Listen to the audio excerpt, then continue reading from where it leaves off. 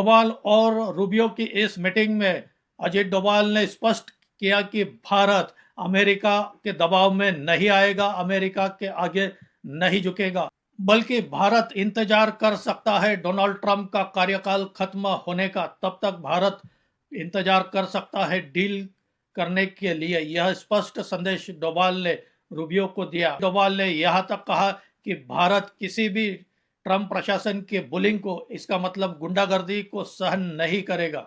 NSA Ajit Doval ने अपनी इस मीटिंग में मार्को रूबियो को याद दिलाया कि पोखरण परीक्षण के बाद बिल क्लिंटन प्रशासन ने भारत पर सैंक्शंस लगाए थे, लेकिन तब भी भारत अमेरिका के सामने झुका नहीं और दृढ़ता से अपने लक्ष्यों को प्राप्त किया। डोभाल ने यह भी कहा कि भारत ने कई बार ऐसे अमेरिका के कड़े रवैये का सामना किया है। हम डोनाल्ड ट्रंप का कार्यकाल 2029 तक है, उस समय तक हम रुक सकते हैं, लेकिन भारत को डराया नहीं जा सकता और भारत झुकेगा भी नहीं, यह अजीत डोभाल ने स्पष्ट कर दिया।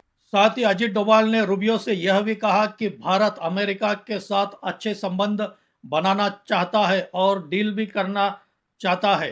अब अमेरिका को निर्णय लेना है, अब अमेरिका के पाले में गेंद है कि उन्हें क्या करना है, दोस्ती आगे बढ़ाना है या डील को यही रोकना है। साथ ही अजीत डोभाल ने स्पष्ट किया कि अगर हमें दोस्ती की राह पर आगे चलना है तो ट्रंप के सहयोगियों को भारत की आलोचना करना बंद करना होगा। आपको याद होगा जब प्रधानमंत्री नरेंद्र मोदी और पुतिन और शी जिनपिंग की तस्वीरें वायरल हुई थी, तब ट्रंप के सहयोगी चिढ़ गए थे और पीटर नवारो ने एक बयान दिया था कि भारत तानाशाहों के साथ जाकर खड़ा है। साथ ही पीटर नवारो ने यह भी कहा था कि रूस यूक्रेन का युद्ध, यह रूस नहीं लड़ रहा है, यह यूक्रेन और मोदी के बीच युद्ध हो रहा है।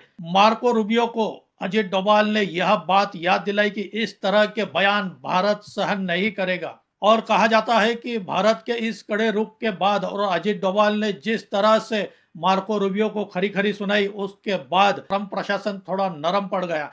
इसके बाद ही डोनाल्ड ट्रंप ने प्रधानमंत्री नरेंद्र मोदी से फोन पर बात की और उन्हें जन्मदिन की बधाई दी। एक तरह से भारत ने अमेरिका को स्पष्ट संदेश दे दिया था कि हम अपना घरेलू कृषि और डेयरी मार्केट अमेरिकन कंपनियों के लिए किसी भी कीमत पर खुला नहीं करेंगे।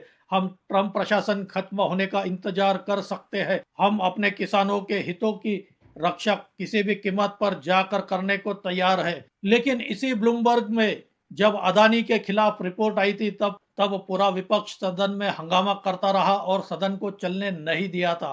लेकिन आज वही विपक्ष इस ब्लूमबर्ग रिपोर्ट पर चर्चा नहीं कर रहा है, इस पर बयान नहीं दे रहा है। एक तरह से कहे तो प्रधानमंत्री नरेंद्र मोदी के विरोधियों को सांप सूंघ गया है। कोई भी ब्लूमबर्ग की रिपोर्ट पर बयान देने को तैयार नहीं है। यह रिपोर्ट बताती है कि भारत की आज कितनी ताकत है अंतर्राष्ट्रीय स्तर पर और किस तरह से आज वर्ल्ड ऑर्डर बदल रहा है और इसमें भारत की कितनी महत्वपूर्ण भूमिका है। दोस्तों, आपको क्या लगता है ब्लूमबर्ग की इस रिपोर्ट पर? आप भी अपनी राय दीजिए। मेरी यह जानकारी अच्छी लगी हो तो इसे लाइक करें, शेयर करें और मेरे इस चैनल को सब्सक्राइब करें। आज यही रुकते हैं। धन्यवाद।